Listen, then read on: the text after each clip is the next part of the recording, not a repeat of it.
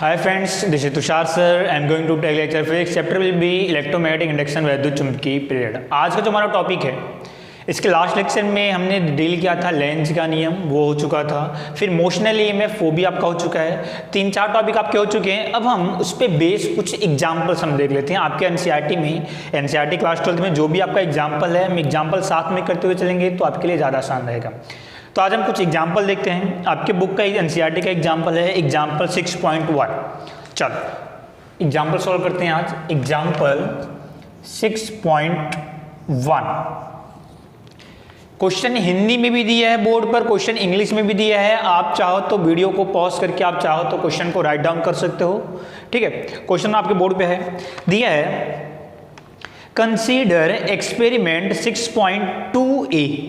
अब 6.2 का जो एक्सपेरिमेंट था वो क्या था, डायग्राम मैं आपको बता देता हूं। 6 फैराडे का जो प्रयोग था 6.2a वो क्या था, वहां पर ऐसा था कुछ, एक कॉइल है, इस कॉइल से गैल्वेनोमीटर कनेक्ट है, एक ये दूसरी कॉइल है, यहां पर एक आपने बैटरी कनेक्ट करके रखा है और यहां पर की है ये आपका एक्सपेरिमेंट था। ये बताओ यहाँ पे क्या था कि जब इसमें से करंट आपका फ्लो होगा, इस वाले कॉइल में जब आपका करंट फ्लो होता है तो ये एक मैग्नेटिक फील्ड क्रिएट करता है। जब आप इस कॉइल को आगे पीछे करोगे तो इसके अंदर का मैग्नेटिक फ्लक्स चेंज होगा, इसके अंदर का मैग्नेटिक फ्लक्स चेंज होगा तो ईएमएफ प्रोड्यूस होगा, ईएमएफ प्रोड्यूस होगा तो इस कॉइल के अंदर एक करंट जनरेट होगी, उस करंट को हम बोलते हैं इंड्यूस्ड करंट, प्रेरित धारा। ठीक है, चलो ये आपका 6.2 का diagram. In the experiment, consider experiment 6.2, what would you do obtain a large deflection of the current. चलो तो यहां पर अगर मुझे अधिक करंट चाहिए तो आपको क्या करना पड़ेगा। चलो दिया है how would you demonstrate the presence of an induce current in the absence of a galvanometer. Second आपका दिया है कि अगर हम यहाँ पर गैल्वेनोमीटर हमारे पास ना हो तो इसमें जो करंट फ्लो होगी उसको हम कैसे मेजर कर सकते हैं, कैसे हम पता कर सकते हैं कि यहाँ पर आपका करंट फ्लो रहा है इन द एब्सेंस ऑफ गैल्वेनोमीटर। चलो 1 बाय 1 करते हैं। सबसे पहले दिया है what would you do obtain a large deflection of current. अगर मुझे यहां पर अधिक मात्रा में करंट चाहिए तो आपको क्या करना पड़ेगा। देखो यहां की जो करंट है, इस वाले कॉइल की जो करंट है वो डिपेंड कर रही है कि ये कितना मैग्नेटिक फील्ड प्रोड्यूस करेगा। ये जितना ज्यादा मैग्नेटिक फील्ड प्रोड्यूस करेगा उतना ही ज्यादा इसके अंदर चेंज होगा, और जितना अधिक चेंज होगा उतना ही ईएमएफ प्रोड्यूस होगा और उतनी ही यहाँ पर करंट जनरेट होगी। तो यहाँ पर अगर मुझे गैल्वेनोमीटर में लार्ज डिफ्लेक्शन चाहिए तो आप क्या क्या कर सकते हो। सबसे पहले मैंने ए लिखा, क्या क्या आप कर सकते हो। मैंने क्या किया, इसी के अंदर, इस वाले कॉइल के अंदर एक मैंने रॉड को मैंने इंसर्ट किया। इस वाले कॉइल के अंदर मैंने यहां पर एक मैंने रॉड को मैंने इंसर्ट किया। इसका फायदा क्या होगा अभी आपको समझ में आ जाएगा। इंसर्टिंग ए रॉड,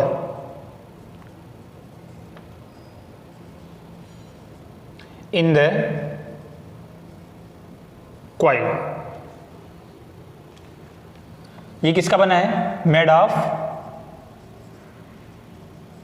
सॉफ्ट आयरन। देखो इसका फायदा क्या है, जब आप इस कॉइल के अंदर एक सॉफ्ट आयरन का मैंने एक रॉड इंसर्ट किया, होगा क्या, बात समझना आप। हमारे पास एक करंट कैरिंग कॉइल है, तो एक कॉइल इधर है जिसमें करंट फ्लो है और एक कॉइल ये है जिसके अंदर मैंने गैल्वेनोमीटर कनेक्ट करके रखा है। जब इस कॉइल के अंदर करंट फ्लो होगा तो ये मैग्नेटिक फील्ड बनाएगा, मैग्नेटिक फील्ड बनाएगा तो इस वाले कॉइल से कुछ ना कुछ मैग्नेटिक फील्ड लिंक होगा। जब हम इस कॉइल को आगे पीछे करेंगे तो इसके अंदर का फ्लक्स चेंज होगा, फ्लक्स में चेंज होगा तो ईएमएफ प्रोड्यूस होगा। अब मैंने क्या किया, इस ये जो कॉइल हमारे पास है जिसके अंदर करंट ऑलरेडी फ्लो रही है, इसके अंदर मैंने एक सॉफ्ट आयरन का मैंने एक रॉड रख दिया। जब आप इस सॉफ्ट आयरन के रॉड को यहां पे रखोगे तो जब इसमें से करंट फ्लो होगा तो ये जो सॉफ्ट आयरन है ये मैग्नेटाइज हो जाएगा, मैग्नेटाइज। इसका मैग्नेटाइजेशन हो जाना, मैग्नेटाइजेशन हो जाने का मतलब क्या हुआ कि ये जो रॉड है सॉफ्ट आयरन, ये बिहेव करता है एज ए मैग्नेट की तरीके से। ये कुछ न कुछ मैग्नेट की प्रॉपर्टी इसके अंदर आ जाएगी। ये आपका चैप्टर नंबर 5 में है, पूरा डिटेल में मैं आपको बताऊंगा जब भी होगा। अभी आप केवल इतना समझो, जब भी हम किसी आयरन की रॉड को, जब भी हम किसी मैग्नेटिक फील्ड में प्लेस करते हैं तो उसका मैग्नेटाइजेशन हो जाता है। मैग्नेटाइजेशन का मतलब क्या हुआ कि उसके अंदर कुछ ना कुछ मैग्नेटिक प्रॉपर्टी आ गई।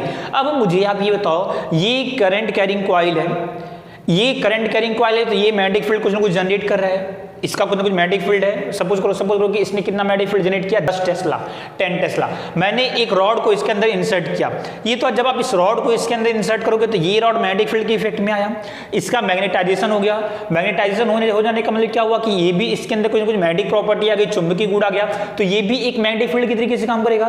तो सपोज करो कि इसने भी कितने का मैग्नेटिक फील्ड बनाया, तो सपोज करो कि इसने 2 का मैग्नेटिक फील्ड बनाया, तो एक तो 10 का मैग्नेटिक फील्ड कॉइल का और 2 का मैग्नेटिक फील्ड किसका, इस रॉड का, तो टोटल मैग्नेटिक फील्ड कितना हो गया, 12 टेस्ला।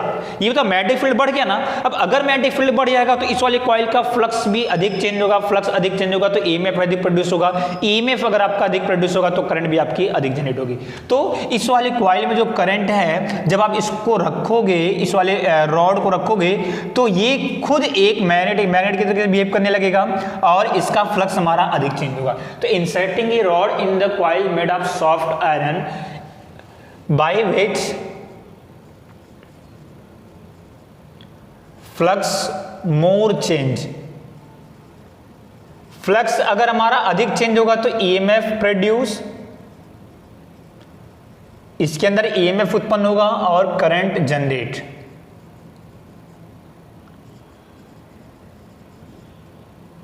करंट हमारी अधिक जनरेट होगी और करंट अगर हमारी अधिक जनरेट होगी तो यहां पे डिफ्लेक्शन कैसा होगा, लार्ज डिफ्लेक्शन,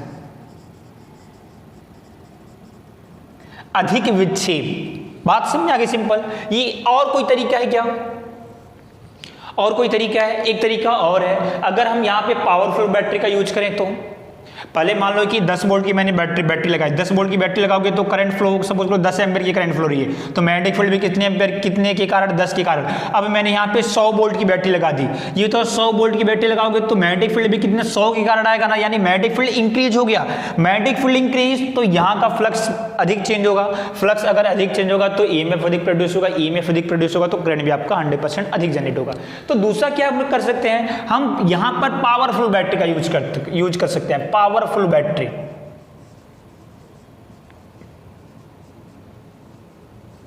पावरफुल बैटरी का हम यूज यहां पर कर सकते हैं। तीसरा और कोई तरीका है क्या, तीसरा ये तरीका है कि आप इस वाले कॉइल को फास्टली मूव करो, काफी तेजी से मूव करो, जितना अधिक आप तेजी से मूव करोगे उतना ज्यादा इसका फ्लक्स चेंज होगा और जितना अधिक इसका फ्लक्स चेंज होगा उतना ही ज्यादा यहां पर डिफ्लेक्शन शो होगा, यानी फास्टली मूव, फास्ट मूव। ये हो गया, ये 3 तरीका है जिससे आप यहां पर अधिक डिफ्लेक्शन ले सकते हो। ये हो गया पार्ट ए का आंसर। सेकेंड पार्ट में दिया था, सेकेंड पार्ट में कि how would you demonstrate the presence of an induce current in the absence of galvanometer. अगर यहां पर गैल्वेमीटर ना हो तो आप इसके अंदर के करंट को कैसे डिमोन्स्ट्रेट करोगे, कैसे आप मेजर करोगे। मान लो कि गैल्वेमीटर नहीं है यहां पे, तो उस गैल्वेमीटर की जगह पर मैंने एक छोटा सा बल्ब लगा दिया। अब मैं कॉइल को आगे पीछे करता हूं, ये बताओ कॉइल को आगे पीछे करता हूं, मैंने देखा कि ये बल्ब ऑन हो रहा है, ऑफ हो रहा है, ये बल्ब ऑन होता है, ऑफ हो रहा है। ये बताओ बल्ब अगर ऑन ऑफ हो रहा है तो आप समझ जाओगे ना कि इस वाले कॉइल में करंट फ्लो हो रहा है, सिंपल सी बात है। तो अगर गैल्वेमीटर नहीं है तो गैल्वेमीटर की जगह पे क्या करोगे, बल्ब लगा दो। बल्ब अगर आपका ऑन ऑफ हो रहा है तो इसका मतलब क्या हुआ कि इस कॉइल में करंट आपका फ्लो हो रहा है। तो यहां पर मैंने क्या किया, use bulb in the place of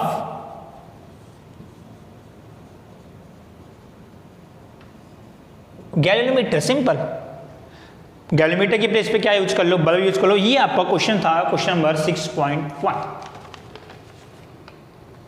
okay, अब हम डील करते हैं क्वेश्चन नंबर 6.2।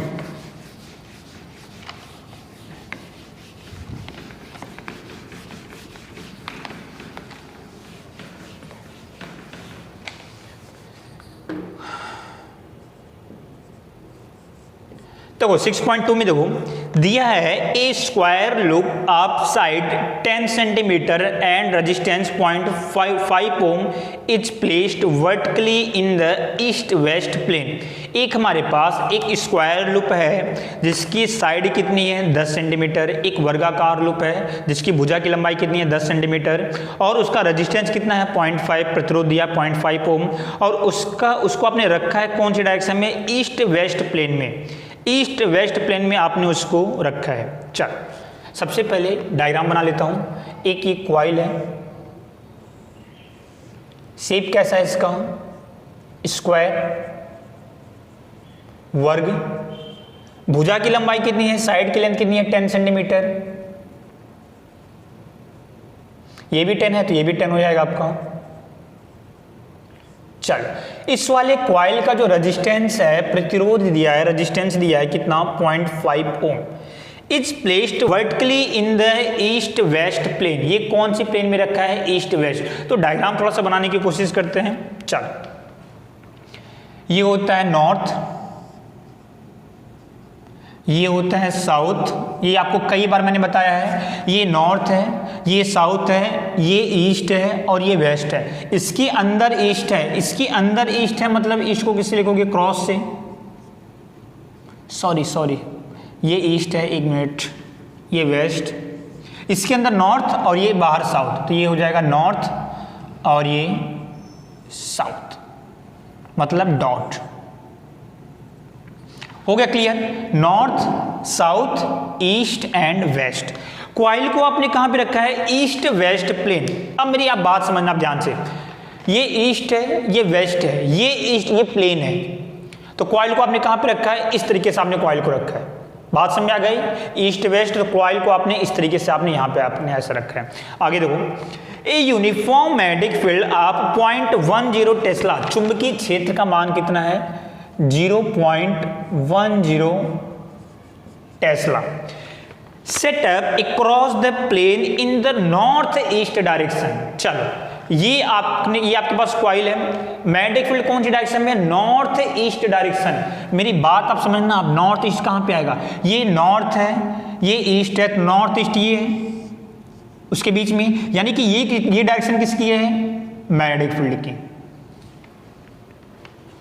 कॉइल आपने ऐसे रखा है, ध्यान देना, आप समझना मेरी बात, कॉइल आपने ऐसे रखा है, मैग्नेटिक फील्ड कहां पर है, नॉर्थ ईस्ट, इस तरफ, ये मैग्नेटिक फील्ड की डायरेक्शन, ये कॉइल आपने इस तरीके से रखा है। कॉइल आपने कौन सी प्लेन में रखा है, ईस्ट वेस्ट, यानी कि कॉइल आपका कुछ इस तरीके से है, ये कॉइल है, ये प्लेन है, तो ईस्ट वेस्ट में आपने कॉइल रखा, मैग्नेटिक फील्ड आपका नॉर्थ ईस्ट डायरेक्शन में। चलो कॉइल का एरिया कहां पर होगा, सरफेस के परपेंडिकुलर एंड आउटसाइड, तो परपेंडिकुलर एंड आउटसाइड, ये बताओ, ये एरिया ये गया, फिर ये एरिया हुआ, ये एरिया और ये मैग्नेटिक फील्ड एंगल कितना मिल रहा है, ये बताइए, पूरा 90, एंगल कितना 45।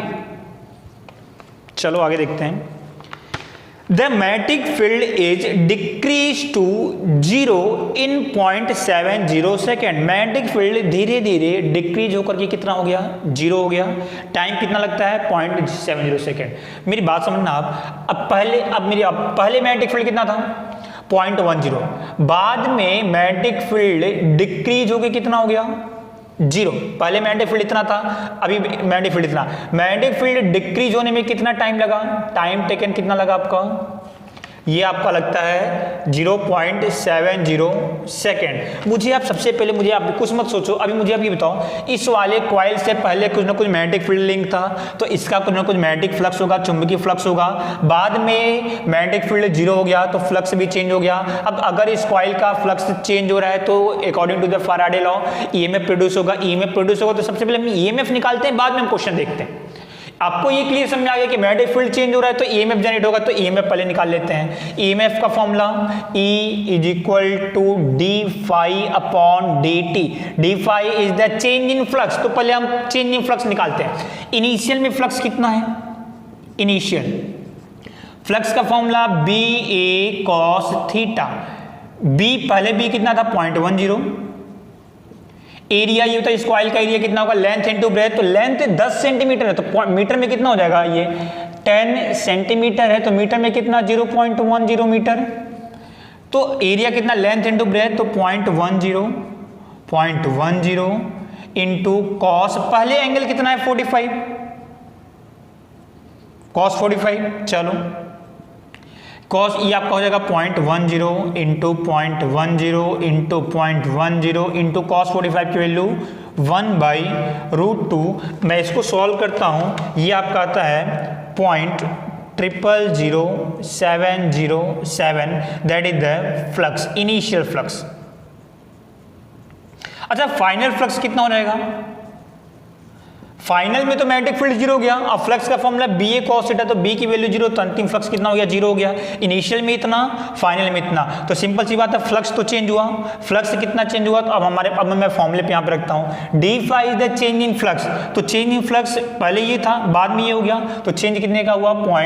0.00707 minus 0 divided by D T, D T is the time, time कितना दिया है? 0.70। ये आप अब मैं इसको सॉल्व करता हूं, ये आपका आ जाता है 0.0010 वोल्ट।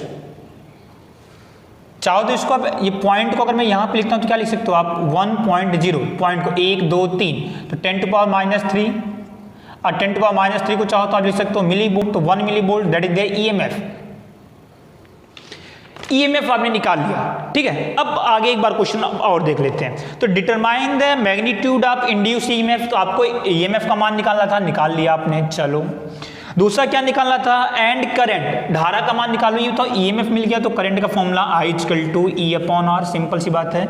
E कितना?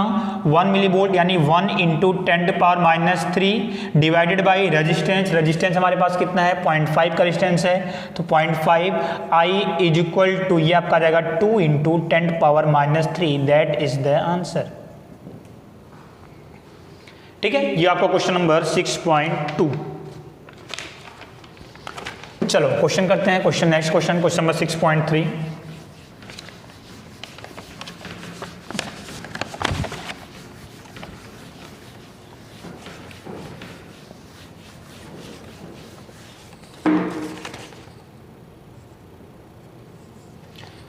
चलो 6.3 में देखो दिया है कि a circular coil of radius 10 centimetre, एक क्वाइल है सर्कुलर क्वाइल, ये इसकी रेडियस कितनी?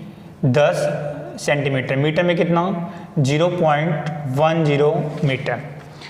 500 टन्स, इसके अंदर टोटल कितने टन्स हैं? 500, तो n की वैल्यू कितनी? 500। आगे एंड रेजिस्टेंस 2 ओम, इस कॉइल का जो रेजिस्टेंस है, प्रतिरोध है, वो कितना है? 2 ओम है।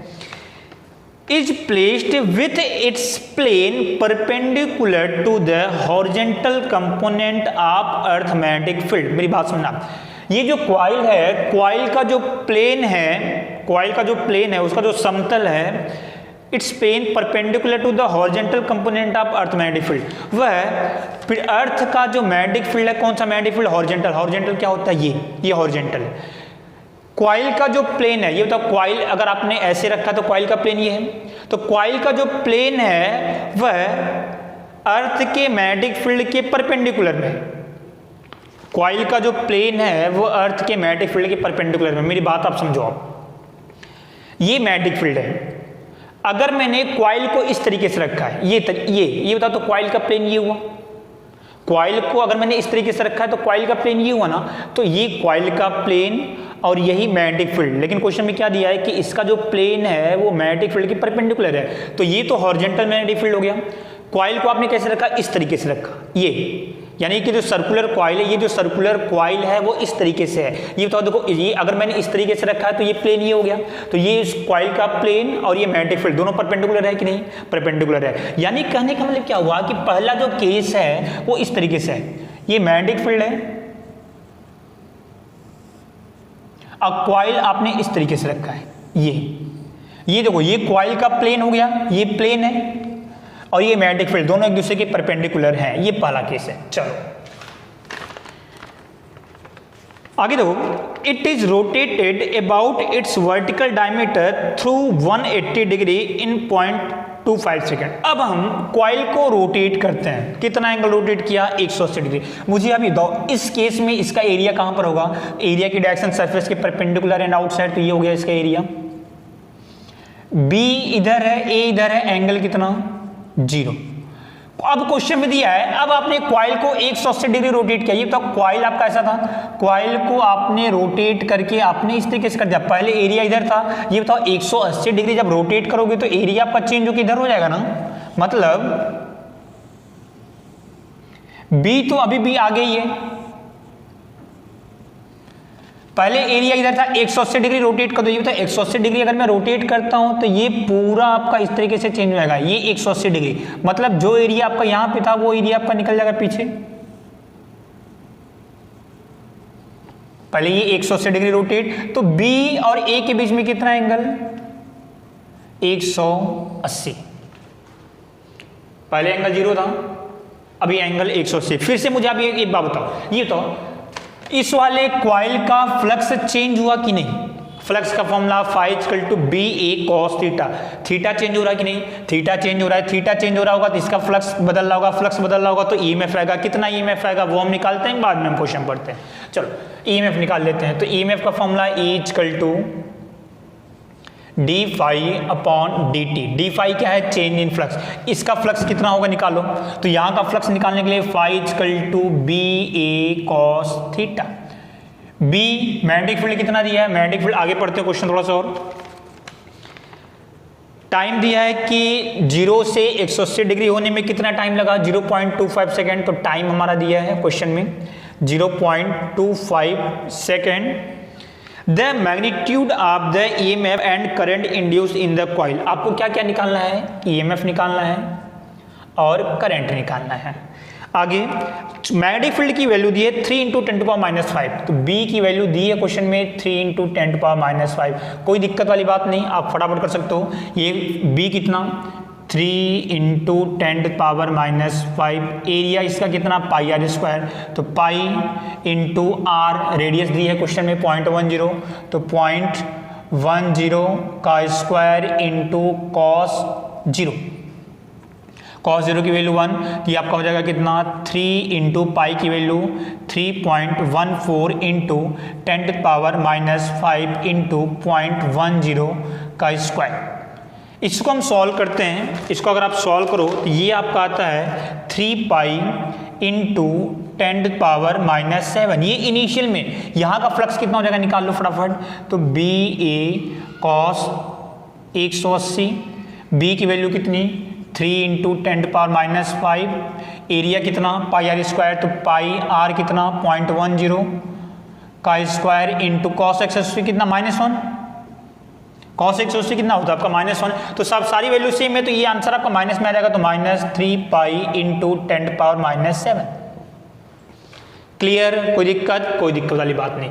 चलो अब हमारा चेंज इन फ्लक्स कितना गया, ये पहले ही था बाद में ये हो गया, तो चेंज कितना हुआ, तो चेंज हम कैसे निकालते हैं, फाइनल माइनस इनिशियल करते हैं, तो चेंज कितने का हुआ, चेंज माइनस कर दो, तो -3 पाई इंटू 10⁻⁷ माइनस इनिशियल कितना 3 पाई इंटू 10⁻⁷, तो चेंज कितने का हुआ, ऐड हो जाएगा दोनों, ये हो जाएगा 6 पाई इंटू 10⁻⁷, इतने का चेंज हुआ आपका, इतने का फ्लक्स चेंज हो रहा है। अब ये तो फ्लक्स अगर आपको मिल गया तो अब ये ईएमएफ निकाल लो, कैसे निकालोगे, d∅, तो चेंज इन फ्लक्स कितना, माइनस साइन आपको क्या पता है, क्या इंडिकेट करता है आपको पता है, तो d∅ की जगह पर 6 pi into 10⁻⁷ divided by time कितना लगा 0.25, इसको हम सॉल्व करते हैं, ये हमारा आता है। अच्छा एक बात और, यहाँ पर ये तो एक टन के लिए हमारे पास टोटल कितने टन दिए 500 टन, तो यहाँ पर n से मल्टीप्लाई कर दोगे, n कितना है 500, इसको हम सॉल्व करते हैं, ये हमारा आता है 3.8 into 10⁻³ volt, that is the EMF, that is the answer. EMF आ गया, दूसरा करंट निकालना है, तो करंट निकालने के लिए फॉर्मूला आपको पता है I=E/R, E कितना 3.8 इंटू 10⁻³ डिवाइडेड बाई रेजिस्टेंस कितना 2 ओम, इसको कैपिटल आर से लिखो वरना कंफ्यूज हो जाओगे, कैपिटल आर कितना 2 ओम, इसको आप डिवाइड करते हो, that is the 1.9 into 10⁻³ ampere, that is the current. ये आपका क्वेश्चन हुआ, क्वेश्चन नंबर 6.3। ओके, अब हम क्वेश्चन करते हैं क्वेश्चन नंबर 6.4।